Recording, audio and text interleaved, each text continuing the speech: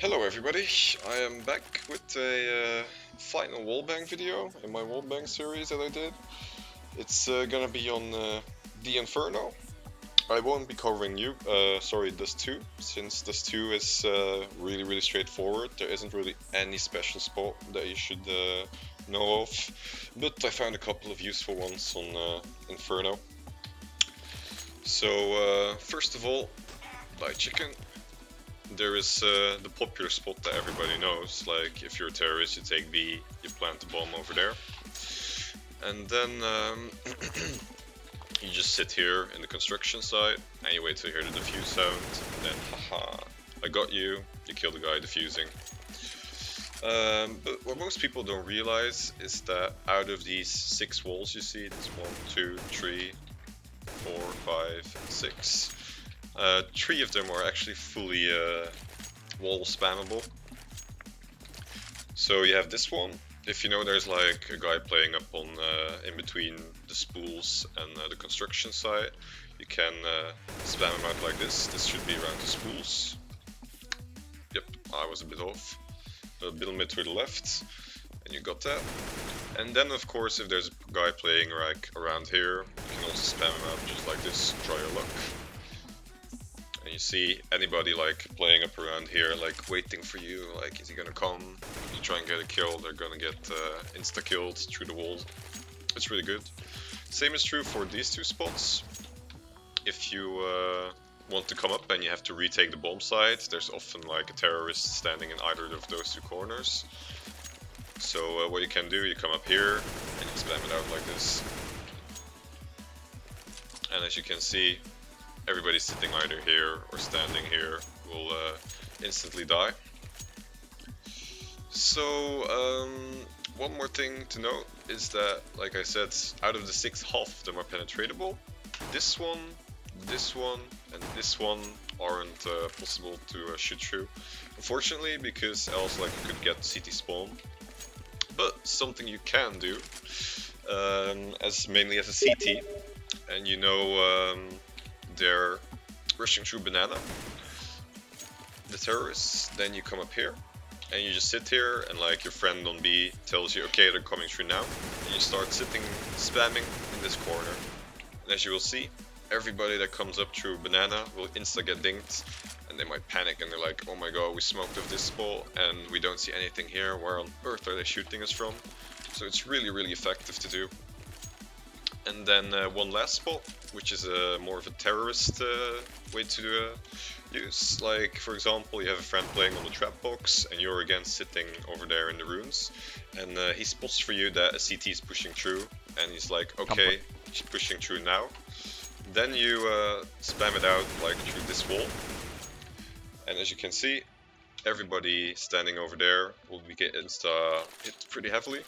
And that's like when they're panicking, and then your friend can swing out from behind the trap box and take out the guys really easily. Then one last thing actually on the side that I can't forget is that every single one of these barrels are fully penetratable. So you can shoot completely through them. You don't have to take a special angle like with most of these things. People often forget that. Although when there's lined up 2, I can show you, when there's 2 lined up, they won't hit anymore unfortunately, but 1 you can shoot through perfectly fine. Same with the spools, they're more of a visual blocker rather than actual damage reduction. There's even like there's 2 spools lined up and you can still fully shoot through it. Then pushing up into banana, we have the wooden blocks over here near the tree. And it's important to note that even though they're not fully penetratable, it's really dodgy, like I'll show you. You see some shots are going through, so you shouldn't be relying too much on the cover from these blocks, since you can really easily shoot through them. Especially like people sitting in the closet over here, you can spam them out like this, or even like this guy again, pre-fire him, peek him like that. Then one more important thing on banana to know is that if you have a CT playing up really aggressive, this pot over here fully blocks any bullets coming through. So if you have being like the one terrorist that stays behind to pick up aggressive rotators. You can just sit behind this, and if you hear they're coming, you peek, you hide, you peek, you hide, you peek. And it's really hard for him to do something unless he immediately swings out. But the natural reflex of people will not be to swing out, but to go back into cover, and like that you give yourself a huge advantage, because then you can start toying with him, swinging out yourself. One more important thing to know around middle is that the entire bedroom area is really penetratable. Like for example, you often have, if you play up here as a T and you want to peek out, you're scared because if you swing out to get the guy on the end of apps, you're able to get caught by a guy in boiler and the guy in bedroom, plus of course anyone playing at the end of apps, which makes it really hard for you to get a kill up here. And I love to play apps, but this is like the scariest part. If I'm through here, then I know it's gonna be a fine. Like I can take apps and I can take down like a guy playing Arc or Porch. But this point is really crucial. I've died so many times here.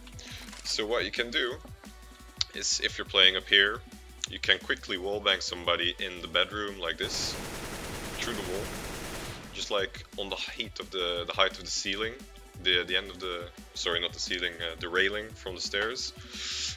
You just shoot at that height, and you see everybody, like this is the most common spot. They're sitting behind the door, and they will get insta-killed. And the good part is, like, you might think, well, if I do this, then I'm making so much noise, and if there's a guy playing close up that like wants to peek me like this, he's gonna see me, or he's gonna swing out and insta-kill me, or the guy pushes up from boiler and he might try to kill me. Well, that's where your team comes in. And first of all, this is the less optimal way to do it, but you can bang through this entire wall. As you can see, like, some guy can get the guy standing over here in bedroom from the side of T-apps.